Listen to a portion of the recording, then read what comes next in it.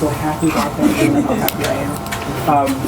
I'm going to take the moment to introduce our speaker, Professor Karla Slocum, who is Associate Professor of Anthropology at the University of North Carolina, Chapel Hill.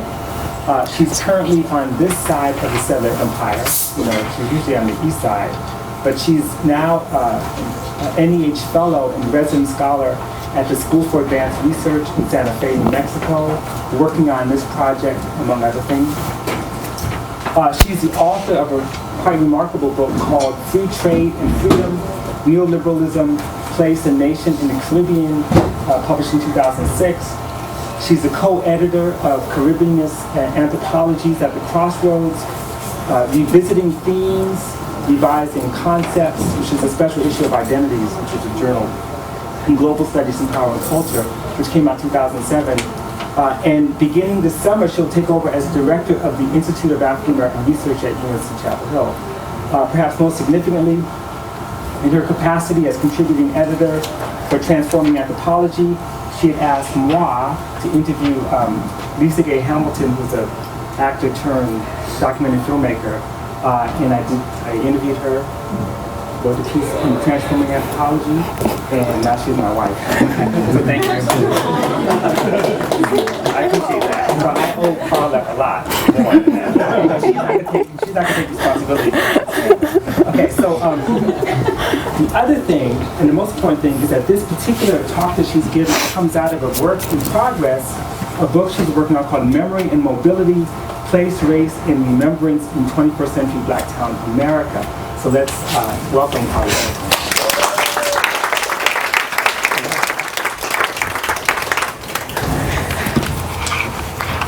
Hi everyone. Thanks Robin for that great introduction. I also want to thank Robin so much, as well as the Bunche Center, for hosting me to come here today and give the talk. I don't take credit for the marriage, but I was really just trying to get a great interview in the journal. Robin's stature is renowned, and it was a delight and an honor for us to have him in the journal, and if something else came out of it, all the better. So I just give a couple of prefaces to my talk.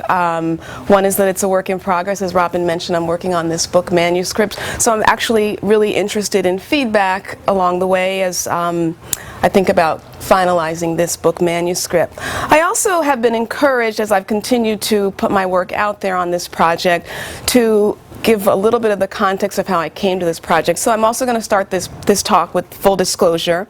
My talk, as you know, is about black towns, and I grew to know black towns by actually looking through the personal and professional history of my grandfather, who is Moselle C. Hill, or was Moselle C. Hill. He's now deceased. He was a sociologist who researched black towns as he launched his careers in the 1930s, and he was coming out of what's known as the Chicago School of Sociology. I didn't know about my grandfather's work on black towns. I didn't know about black towns until 20 years after he died in 1969. And I learned about them as I was helping my family pack up some old family materials and came across some of his papers and documents, etc. And that's when I started learning about what his career had been about. I was one of those kids who just really never knew what their grandparents, and their parents too, really did for work. And once I learned about him, I was starting my own trajectory or my own journey towards graduate school in anthropology, and of course the kinds of things I was learning that his career was about were really of interest to me as I was embarking on a career in social science research myself. So I started asking a lot of questions and trying to get information from my family about my grandfather and what he had done, and my mother became my most important resource for the stories about my grandfather's work, my grandfather's life, and also her life, because my mother grew up in a black town. So my grandfather was somebody who researched black towns for his dissertation for the early parts of his career, and he settled in a black town, taught at a black town university, and moved his family there. So my mother grew up, and so I learned all these stories about the black towns of her youth. And I won't get in, I don't have enough time to get into those very interesting stories that she told me, but I want to acknowledge that they became part of the way that I have formulated my ideas about black towns. I've also formulated my ideas based on the kinds of archival research that I've done and the ethnographic research that I've done over the past 7 years, but at the same time I also give credit to the family stories that have helped shape my understanding of black towns. And that's significant because one of the things I've been learning as I've been doing this project is that family memories are very important to how people in black towns today think about what black towns were, but also what they are. And that is actually the central question that I'm interested in this project is, what are black towns in the 21st century, given the fact that they are profiled typically as historically significant? I'm interested in what are these communities about today, very generally. So today I'm going to be talking about how, for black towns, narratives about the past, constructed through discourses of the present, become a vehicle to shape ideas of what black towns were, are, and also what they can be. So what are black towns?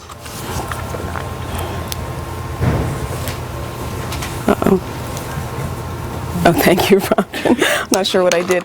So what are black towns? Well, if you're not familiar with them, they got started in the post-Reconstruction era through the early 20th century, particularly as blacks in the Deep South sought to escape Jim Crow laws, but also in the case of Oklahoma, where my research is concentrated, there were also former slaves of Native Americans known as freedmen who were settling communities after they, as tribe members, received land through what's known as the Dawes Act. I can explain the Dawes Act later if somebody would like for me to. And the Dawes Act was basically reassigned lands that was in then Indian territory, a part of the country that we now know was a part of Oklahoma that we now know as the state of Oklahoma. And there was this redistribution of lands to individual tribe members, and former slaves of Native Americans settled in that territory were entitled to land, and they actually became part of the process of forming black towns alongside blacks who were coming up from the South.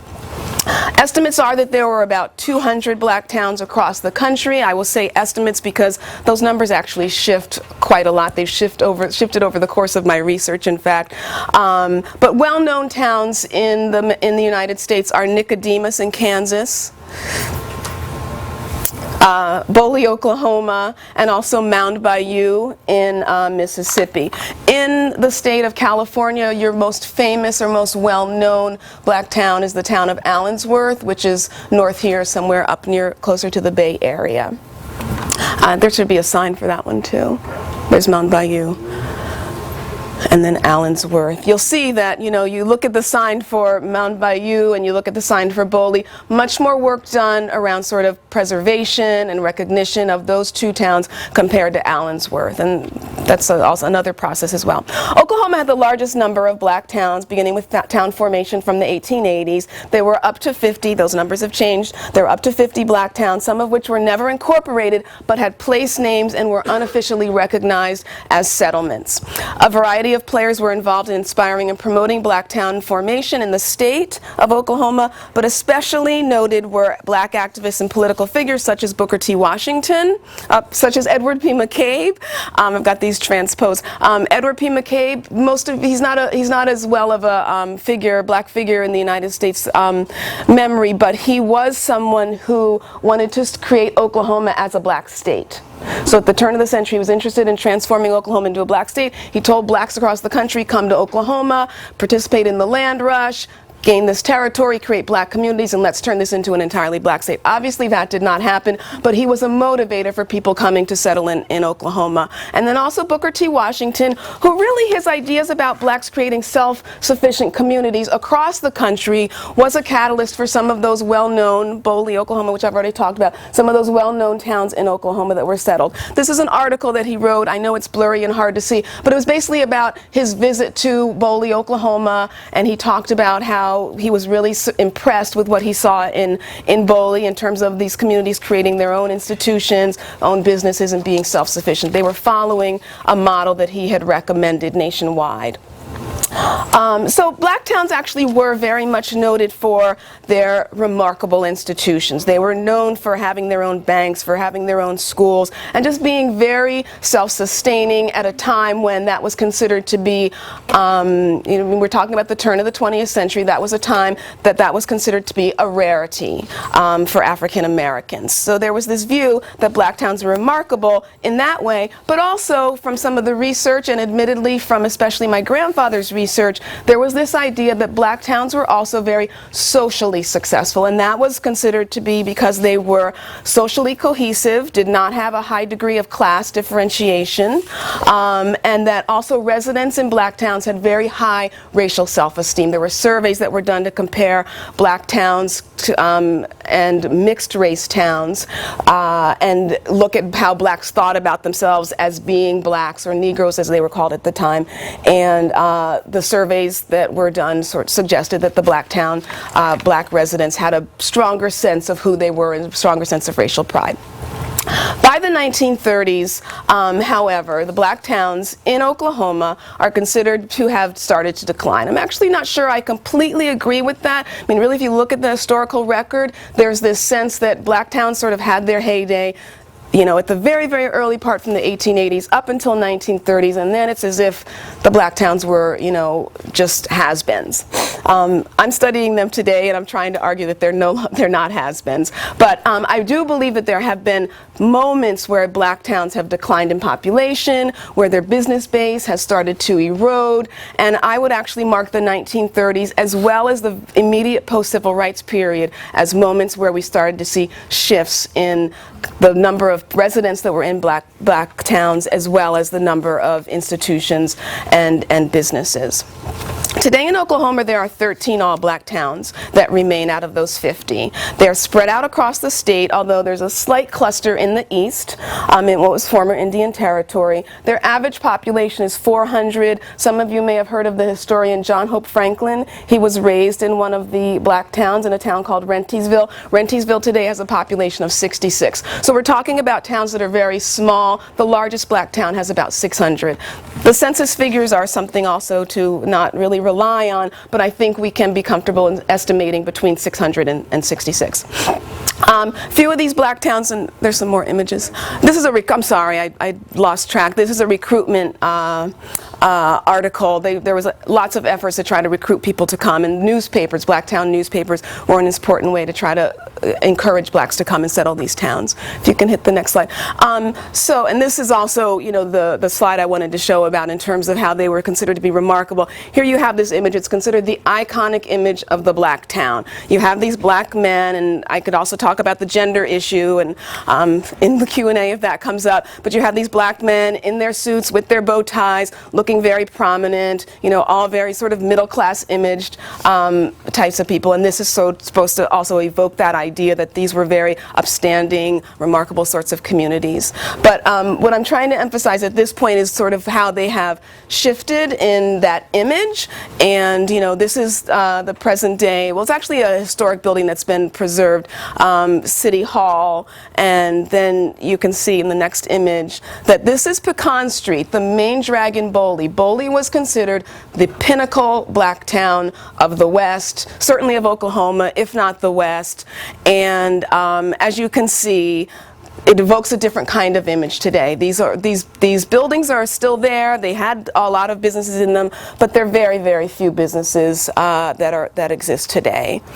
Next image, and you know, there's the convenience mart all boarded up. So there are no grocery stores. There's only one convenience mart, only one store, only one town has a convenience mart today in Oklahoma. They all have their founding school buildings, but the school buildings are, except for one town, all boarded up, and black children now today tend to be bused to predominantly white towns for school. So quite a different experience from a century ago, but you know, we expect change over a century. I am not actually interested in poverty of black towns. They are considered, they all sort of fit the conventional definition of poverty.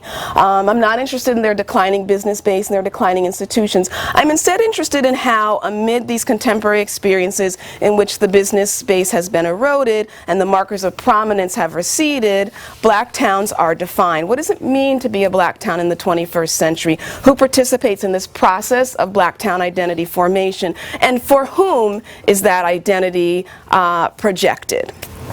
To look at this question today, my focus is on tourism, which is, I would argue, one of the two signature ways that Black town identities are shaped for public consumption. And in 2008, so now I'm going to get into some of my ethnographic material. In 2008, I was on a Black town bus tour, an annual event sponsored by a publicly funded agency in Tulsa, one of the two largest cities in Oklahoma. The tour's second stop was at a place that I've called Sunnydale, a pseudonym I've given the town, a rural town that sits approximately 10 miles off of a major highway, has a population of 150, and like most Black towns has no formal businesses, but is active in terms of hosting family reunions and Black rodeos. Very important activities for Black towns today. The stop in Sunnydale was just 35 minutes in a 10-hour bus tour, and it was the only stop where bus tourists had a first-hand glimpse of the physical space of a Black town. As our bus tour left Sunnydale, we headed to Oklahoma City, where Black town bus tourists visited the Oklahoma History Center, which is right here, a brand new building, in which there is a section of that history center on Black history in the state, including Black town history. And then also, a larger part of the tour was visiting the 1993 Oklahoma City bombing memorial.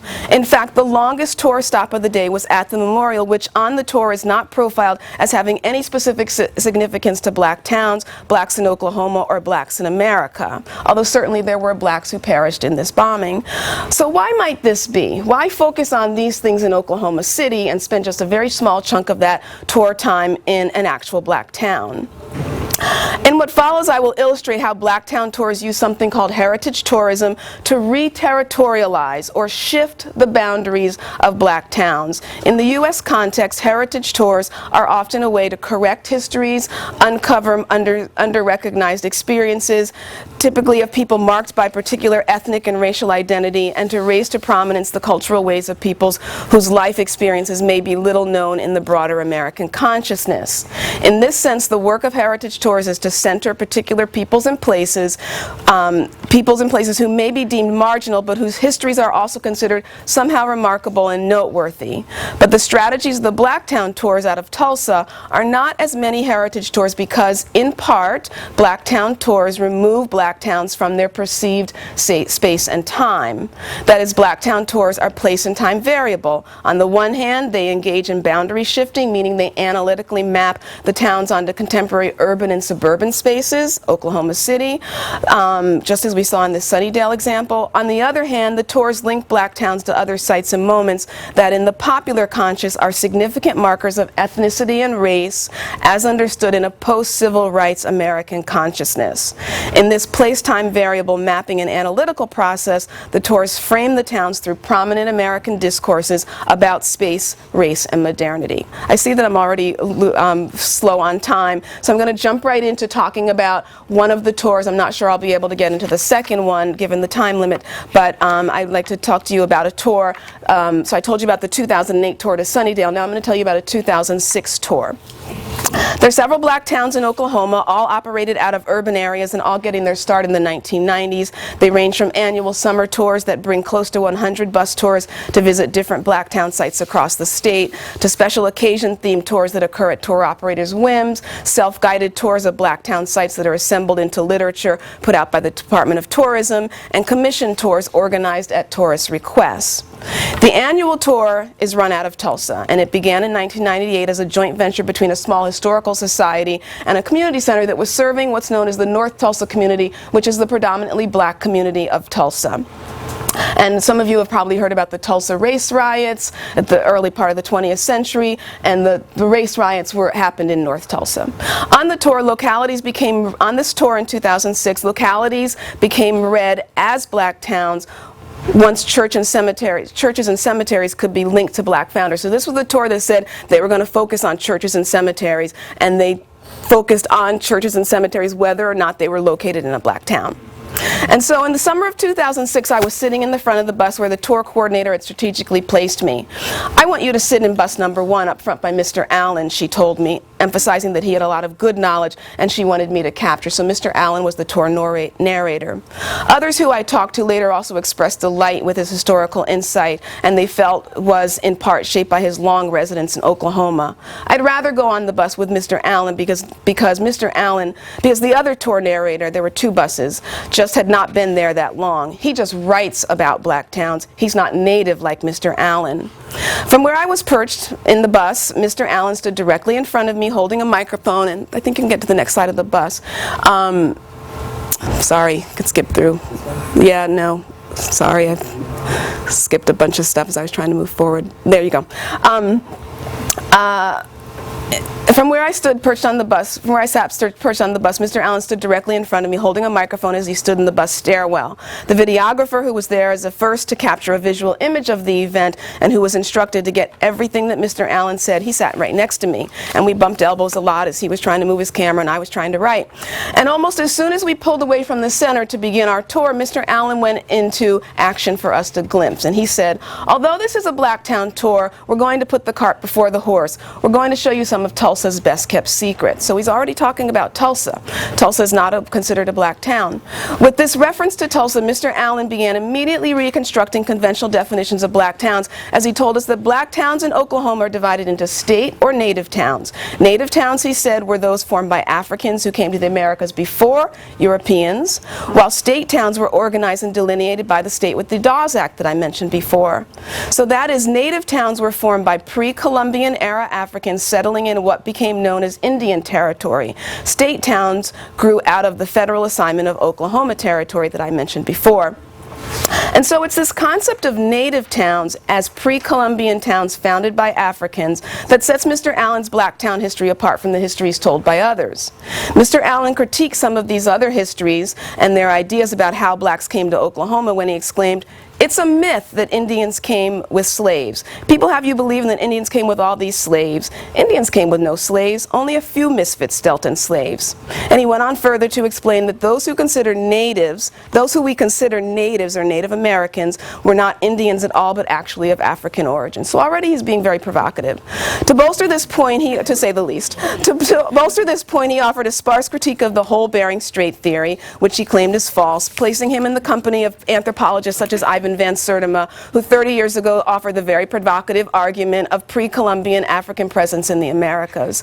And in a similar vein, Mr. Allen suggested and then claimed that we are mistaking Africans for Native Americans. He did not say much more to explicate why we are mistaken, but later in the tour, perhaps some proof of this came when he pointed out mounds to us on the side of the road. So we're driving, you know, the bus tours, they make all these different stops, and you're driving on a lot of these country roads. So we're driving on this country road, and he sees these archaeological mounds, and he says, you know, those mounds that archaeologists label as Native American mounds are filled with artifacts from Africans and are therefore evidence of early African presence. Such evidence would point to Africans first in the Americas not as chattel or second-class citizens, but as the innovators of the earliest civilized cultures. And this is what I really believe is at the crux of what he's trying to, a point he's trying to bring across about sort of recasting blacks and for him Africans, people of African origin, in how we think about them.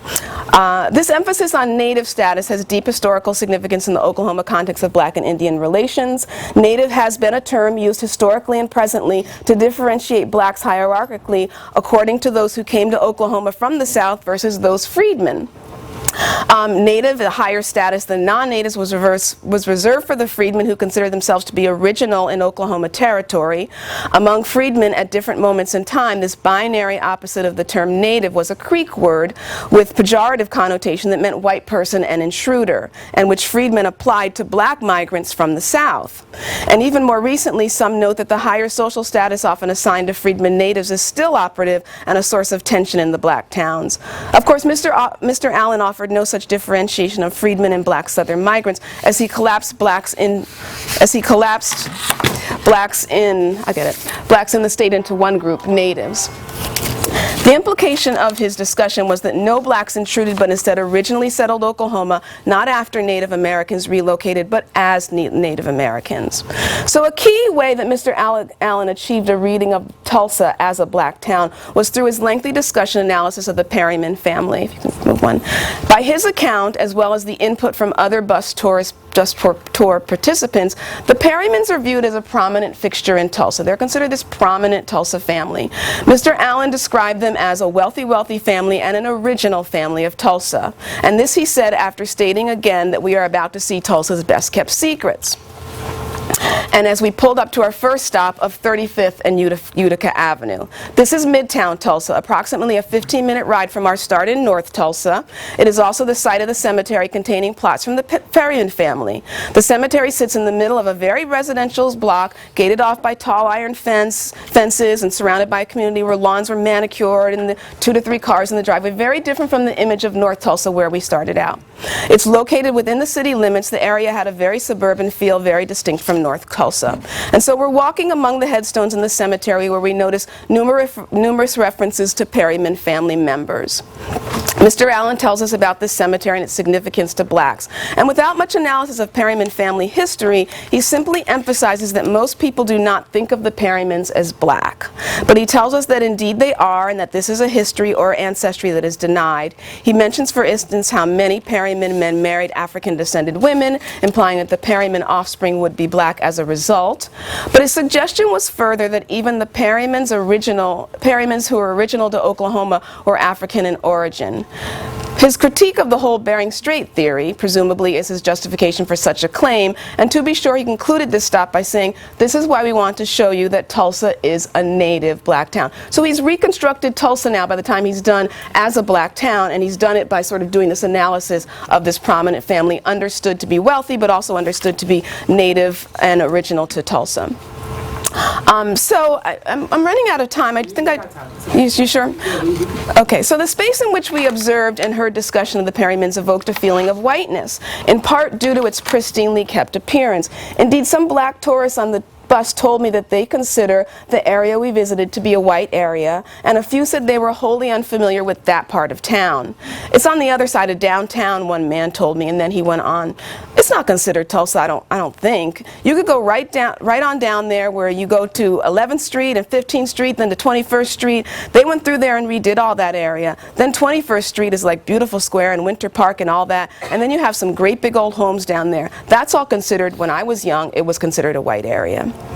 Claiming that the cemetery visit was her favorite part of the tour, another bus tourist exclaimed that the stop there was just amazing. "It's so incredible." And she hadn't been there before, but she explained, "My husband had been through this area because his former employer is a drapery installer. He was installing drapes in this multimillionaire's home, and they made him aware of it. But we just never stopped to go to this area until the tour." So she's saying, you know, her husband worked there, thinking they were wealthy homes, but they'd never thought it was an area of relevance to them. Thus, Mr. Allen's reading of the Perrymans was achieved not simply through a statement of their blackness, but also through the social meaning and imagination of the space in which he analyzed the family. Based on tourist perceptions of that part of town, an assumption could easily be made that that the Perrymans were being reconstructed by Mr. Allen from white to black through an analysis emphasizing that their assumed racial identity was not accurate.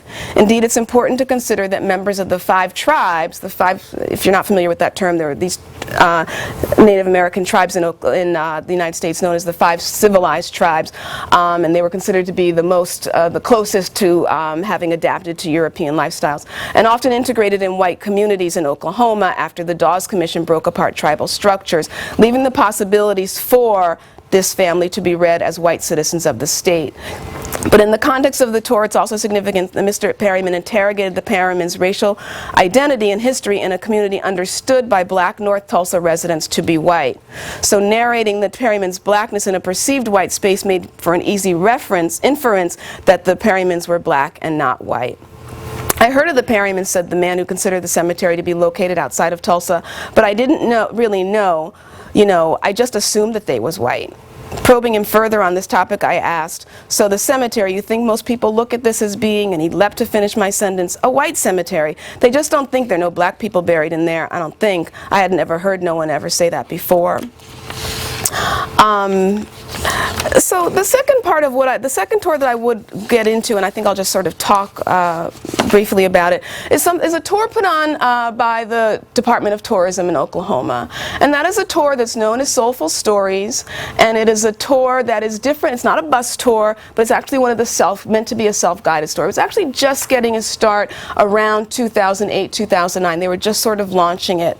And this was a tour that similarly became not strictly located in black towns, but sort of moved into other spaces. But the difference with the Soulful Stories was that they were interested also in accentuating a particular kind of black experience, and I would argue a particular kind of post-civil rights black experience. Very much interested on segregated institutions, segregation narratives, and so they were kind of, when they would go around to different sites in Oklahoma and try to get people that could participate in this, in their project for Soulful Stories, what they were trying to do was get people to come up with stories that had a very strong theme related to segregation. So I'm going to just read you a quick excerpt related to that. So this tour, this concerns when the Department of Tourism came to one of the black towns that I've retitled Promise, and was trying to talk to one of the mayors about this, about their participation in this.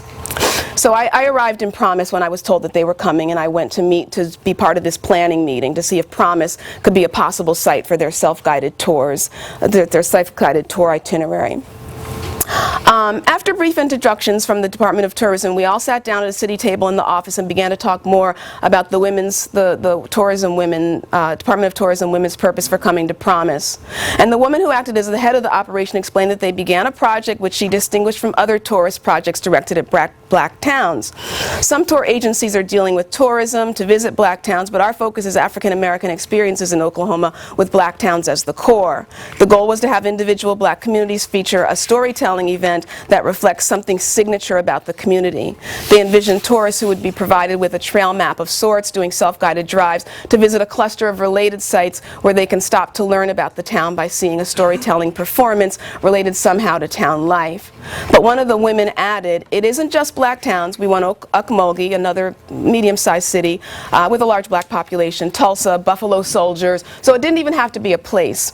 The focus is on African American experiences across the state. I think the really important thing to mention here is that when they launched this, they called it a Black Town Initiative. It had the title of Soulful Stories, but it was, it was considered to be something that was motivated by black towns.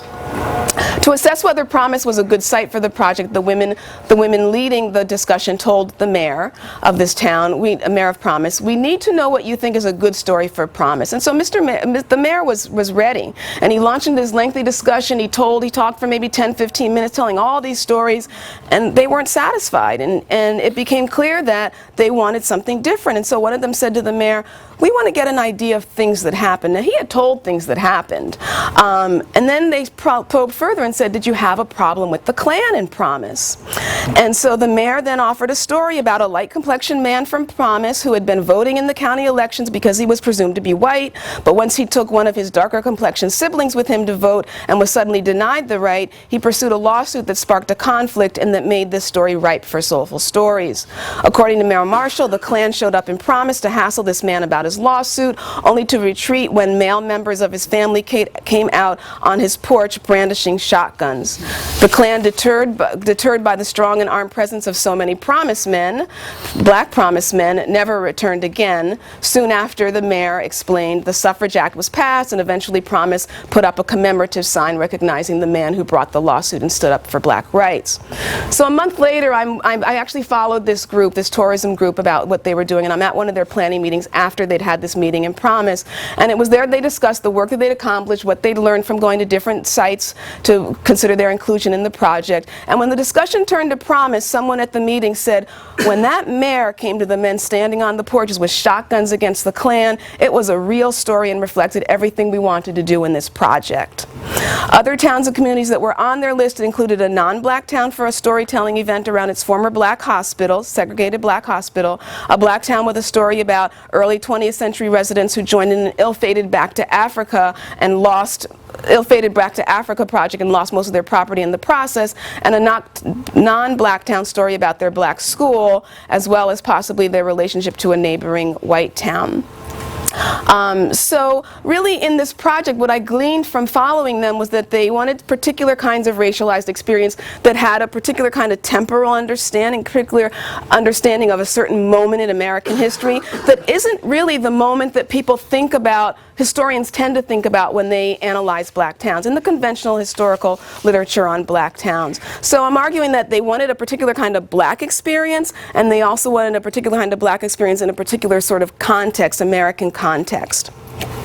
So to conclude, Soulful Stories and the Blacktown Bus Tour, I'm arguing that they do the work of heritage tourism projects by bringing black towns into central discussion and recognition, and also raising awareness of black contribution. In part, the tours achieve this by moving outside of blacktown geographic and officially recognized boundaries, as if the work can't be done in the town boundaries. To do the work of heritage tourism, the rural, remote, slimly populated geographic space of the black town appears not to be prominent enough of a symbol for making claims about Americanness, modernity, that these tour operators especially want to emphasize. But also to do the work of heritage tourism, which also often is to accentuate major and contemporary American themes around race and ethnicity, Soulful Stories can best do that work by going beyond the limits of the black towns, going to Buffalo Soldiers and to other non-black towns, but also shaping black town story to reflect such themes in and outside of black towns. And I think I'll stop there in the interest of time and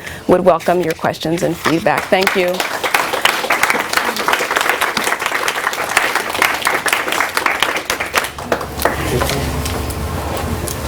Hi, yeah. What did the curriculum consist of in the Blacktown schools? In the Blacktown school, that's a great question. I know more about that from my mother, to be honest, than from, well, I know it from some of the oral histories that I've gathered as well. They tended to emphasize, and well, actually I should preface that by saying some things I know from my mother. I can't really answer that question fully, but I can tell you that first of all, the schools were all ages together, right? And that was considered to be one of their strengths, was that, you know, younger kids were with older kids, and the younger kids benefited from learning from the older kids, and so they were considered to be, you know, very advanced. And you have all these stories about when they finally integrated school, well, not when they finally integrated schools, when the Blacktown schools closed and the Blacktown kids went to white schools, they actually were feeling like they were bored, and like there were a lot of things that they were learning that were considered to be at their level that they had already been exposed to. So in many ways the curriculum was like other curricula, but I do think there was much more inclusion of African American history and experience in their curriculum, based on what I've heard. Yes? Can you talk, first of all, thank you for a really great talk. Can you talk a little bit about this notion of racial mixing that went on in terms of the American Indians and African Americans, and whether or not, for example, then people were called African Americans when they were really maybe Native Americans? Do you have any... In the context of black towns, or do you mean... In the context of the black towns that you were in. Okay. So one thing that's been really interesting in my research is there are probably a majority of people in the communities who have Native American ancestry, but most people do not recognize it. And by that I mean that when they're asked about how they identify, well, first of all, they have not gone through a process to actually get formally recognized, to actually become enrolled members of a particular tribe, that they know from their family histories is who their grandparents, you know, was part of their grandparents' experience, etc. But also, they consider themselves to be black, a vast majority. I was not expecting that, I'll be honest, when I went to these towns, because there's so much about the history of these two groups coming together to form these communities, and there's still a lot in the research about this notion of hierarchy of Native Americans, freedmen considering themselves to be higher status than African Americans. And in the towns that I have studied, and I have not done intensive ethnographic research in all 13, and there could be some variation in a couple, I will acknowledge that. I find much more that there is an emphasis on the black identity in these communities. But there has been mixing into relationships. There have been relationships across those two populations within the context of the towns. Yes. Hi. Thank you so much. I just would love to hear more about the reterritorialization point that you were making, and because I just invite more on that, because you were talking at the end about a kind of Americanness and a kind of modernity that was claimable through that process, and I just kept on having all of these different moments in my head. You know, the Bering Strait,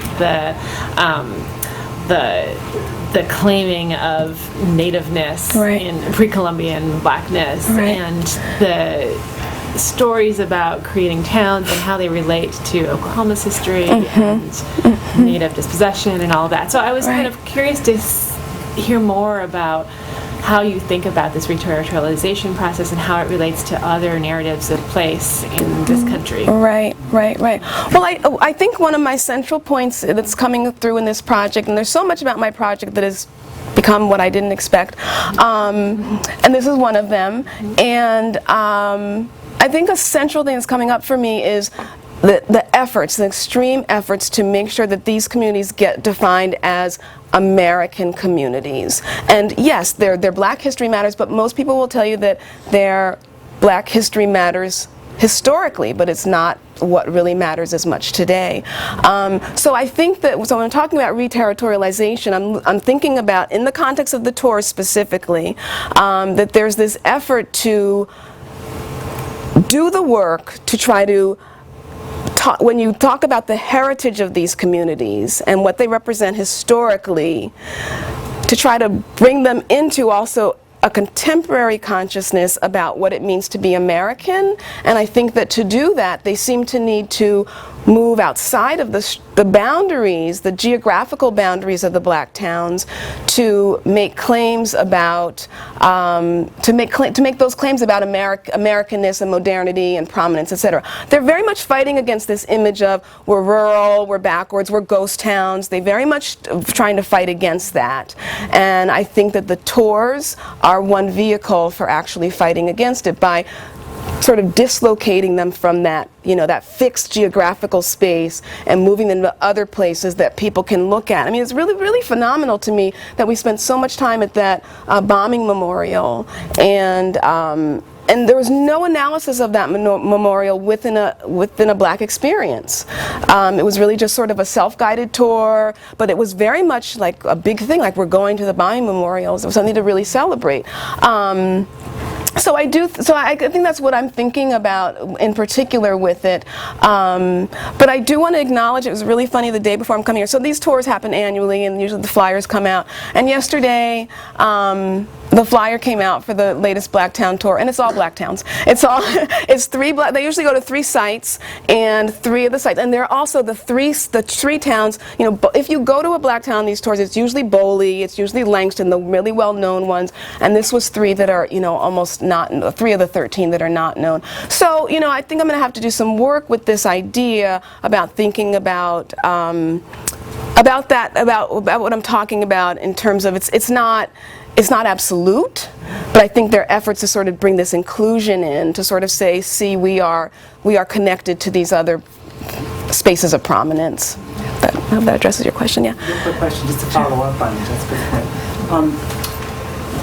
I found the juxtaposition of the Oklahoma bombing memorial really striking, in part because the origins of these Black towns, as you know, often comes out of sort of post-Reconstruction violence. And so it seems to me like the tours don't really emphasize that. So if you could talk a little bit about, you know, the historical origins of these towns out of post-Reconstruction violence, the juxtaposition of the violence, which is actually, you know, somewhat racial violence, given what happened in Oklahoma, anti-state violence, you know, anti-federal violence. Yeah. If you could talk a little bit about that, and why you think that narrative of the violence doesn't seem to be really central, as opposed to the narrative of success and achievement.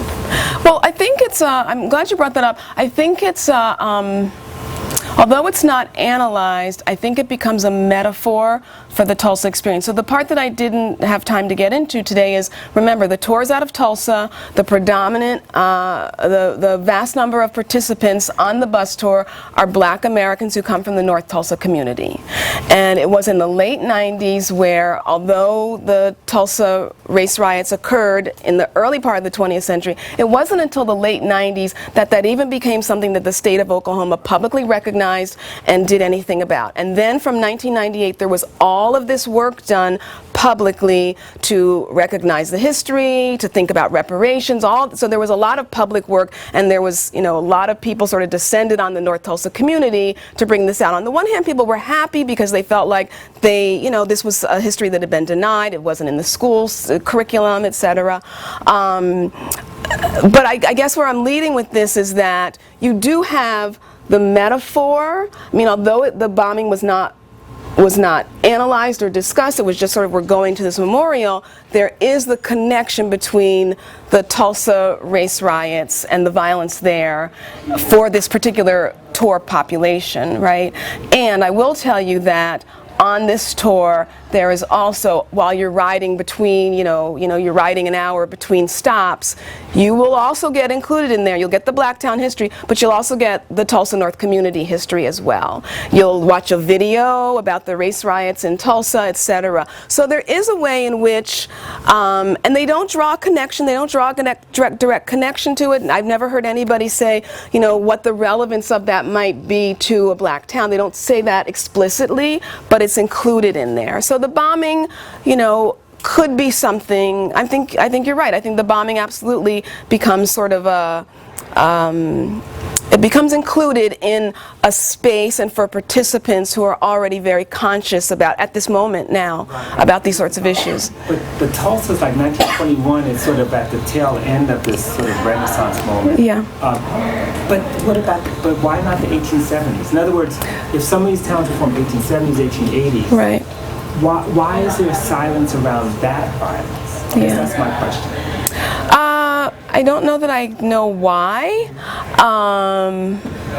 but I can say that by 2006, 2008, by the time I'm taking these tours, I do know that the North Tulsa community is feeling saturated with all the attention that they've gotten from that, and the constant discussion about violence in black communities that has come out of that. And so perhaps there was the silence. I mean, it's a guess, but perhaps there's silence around that because of the sense that the community is weary about these sorts of things. But at the same time, I do acknowledge they talk about those riots on the bus. Yeah, it's a good question.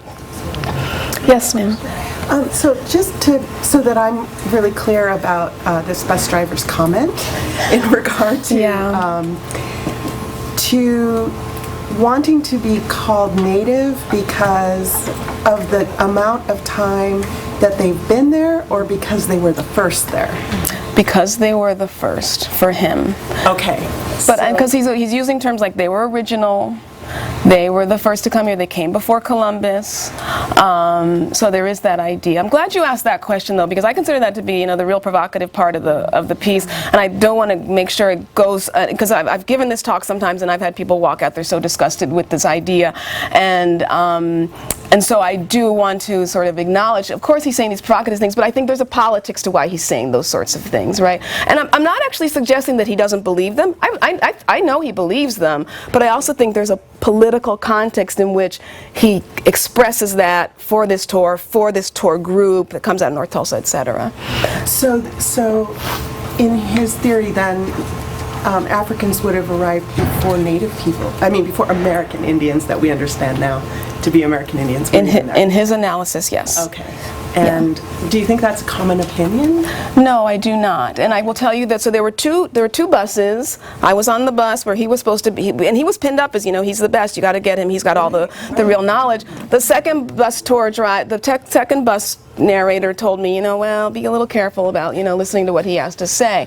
But I think my interest is in that he was considered to be the one that that's the bus you really want to be on to get the truth. But I think, I I don't want people to walk away thinking, you know, there are all these people that think, you know, Native Americans didn't exist, or, you know, Africans came first, so that's that sort of thing. I think what I really want is for you to sort of take away why in this particular context, the context of Tulsa, the context of Oklahoma, the context of the time period, why those sorts of ideas might be palatable, might be useful perhaps at that particular time. And I can say, although I didn't get into it, we went onto another site where he made a very similar analysis about another prominent Native American family. And it was a very similar idea that, you know, these people, you know, and everybody knows these families, you know, they're very well-known named families in the context of Oklahoma. And he was making that argument, yeah. Yes. I had a question about that particular narrator as well. I was just curious to know whether he spoke about the actual migration process of these natives of African origin. It's a good comment, and the answer is no. But I will say that I think in the context of what he was talking about, he didn't even get into how migration occurred in his case. If you were on the other bus, you would have heard what was the migration process that led to the formation of black towns. This narrator did not get into that. So there's some things that he just didn't get into, and in that sense I kind of, you know, I just sort of felt like he was focused on certain sorts of things and other sorts of things he didn't address. I'm not sure that he wouldn't if you were to ask him that question. If you had been on the bus and asked him that question, I think he would have been happy to answer it. But I also think that he was so focused on making certain sorts of claims that that's where he concentrated. Right? It's all about how you tell history, right? And what sort of things you emphasize and think are really important to stress. And and as I write the larger part of this project, I am sort of dealing with what happened in the first bus versus the second bus, and you know, the discord between the two narratives. Yes. And maybe you answered this, and maybe I missed it, but do you have a sense of why there was so much tendency to downplay the mixture or the connections between the black community and the Native community, and why there was so much absolute commitment to a kind of black definition of these towns and of their among the residents, or among the tour narrator, or by the tour narrator? The residents. The residents. It's a great question. Why are they doing that? I mean, well, the other thing is, when was I doing the research? My interviews were in 2008 during the Obama election, and so I think that's also a context I have to deal with for this particular project. But I also think for me, it's a guess at this point, but I think sort of this post-civil rights moment, what became of the black towns after sort of by the early 1970s. I think that consciousness around race in the United States sort of affected or became significant to the towns and how they thought about race. And you know, and I think it's a moment where you had, because if you look at the research, if you look at the historical research, and when I say historical research, historians doing research, but some getting a little bit past 1930s, you will find acknowledgement of this idea that there are people who claim the Native American identity. So sometime between the 30s and the 70s, at least based on the 30s and 2000, by the time of my research, that's eroding. And even though people have that ancestry clearly, I mean, the same family names are there. And so I guess I sort of situate it within the post-civil rights era, where there's a particular emphasis on blackness, etc. But you know, there's also the Oklahoma context, which I think is I need to sort of pick through a little bit more. Can I just follow up? Sure. Reverse it? I mean, and how about the local tribes? Do they, in their willingness to acknowledge or embrace or whatever any kind of blackness in their... So the other key thing that's going on at this moment is all the claims by the freedmen from the Cherokee Nation about whether or not they can belong to the Cherokee Nation. So at the same time that I'm doing this research, it's coming out that the Cherokee Nation is saying the freedmen are no longer freedmen, are no longer tribal members, unless they can prove the blood quantum, which many of them can't, even through the Dawes rolls, right? And so there's that. That is also part of the context for that. Yeah. Yes. You said if you had time that you would talk about gender. Oh, well, I'll just say that, you know, those men on those steps were mayors and, you know, prominent businessmen, etc. You know, one of my relatives could have been standing on that step. The other story I didn't get into is how my family got there in the first place. My grandfather's brother migrated up from Alabama and came to Boley, and, you know, he was a mayor or something. So, but it was a very sort of male, it was perceived as very much a male-led effort. Today, if those same figures were to stand on that steps, it would be predominantly women. There are a lot of black mayors who are women, blacktown mayors who are women today.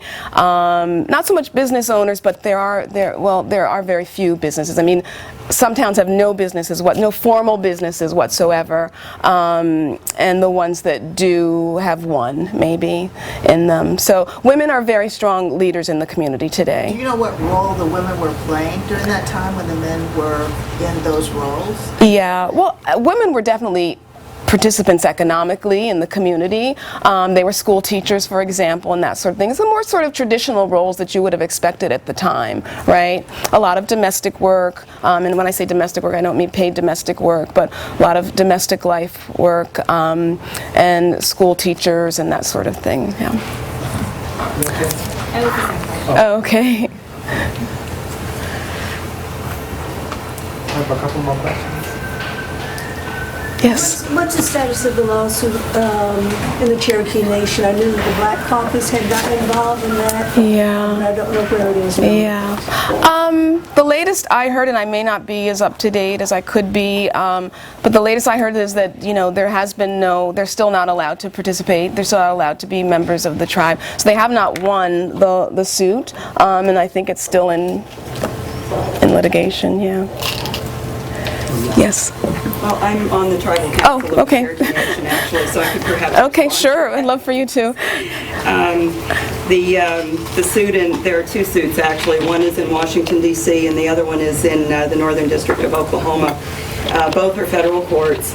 The D.C. court had initially dismissed, or not initially, but in 2011 had dismissed the Freedmen's Suit on some technicalities that they could not sue the Cherokee Nation because it enjoyed sovereign immunity, as any government does, from suit by individual citizens, basically. They said, however, that they could sue individual officials of the Cherokee Nation, and so they sued the principal chief in his individual capacity. But the argument that was then made was that, well, even if they win, the individual doesn't have any authority to change anything. The court accepted that argument and dismissed their suit and remanded everything back to the Northern District. They appealed in the District of Columbia, and the appellate court agreed to rehear that argument, and that's sort of basically where it's sitting right now. I think from the Cherokee Nation perspective, we prefer that it be in the Northern District, because in the Northern District, which includes Oklahoma and a number of other states, where there's a long precedent of Indian law there, because there are tribes in that area. In the District of Columbia, there is no precedent of federal Indian law whatsoever, because there are no federally recognized tribes, at least in that particular area. So I think that's the concern. But I did want to clarify one statement. The notion that somehow the freedmen have been kicked out of citizenship in the Cherokee Nation is a very common and widespread notion, I find, that's prevalent through the country and has been promulgated by the media. And there are actually a lot of legal complexities around this whole issue. And the complexities actually begin in the 1970s, when a new constitution is developed in which language is ambiguous as to whether the descendants of freedmen are citizens of the Cherokee Nation or not. And in fact, for between the reestablishment, the reorganization of the nation in the 1970s up until 2007, freedmen were not included as part of the citizenry and did not vote in elections and so on and so forth. And I think that one of the reasons is something that you yourself have mentioned, is that in the time period between the 1930s and the 1970s, I would absolutely agree with the statement that you made, that there seems to be a weakening of that identity among many people. And so I think that the relationships between the Native people there and freedmen were not continued. They did not know each other, continued to know each other, and they didn't continue to be strong. So the freedmen actually did not begin voting until a different tribal court decision in 2007. And that is actually the moment at which some who were able to enroll within a 9 or 10 month span of time began to exercise rights of citizenship. So this notion that somehow the Cherokee Nation has kicked people out, it is actually inaccurate, I think. But the question is accurate as to whether or not the Cherokee Nation will incorporate in the future. So is the strength of identity relevant to the question of citizenship? Because if that's the case, then the courts are not going to look at that. No, the courts are going to look at the legal arguments. No, that's exactly right. Yeah. Did you want to final word? No, I think just thank you. Okay. Yeah. Well, thanks again. Sure.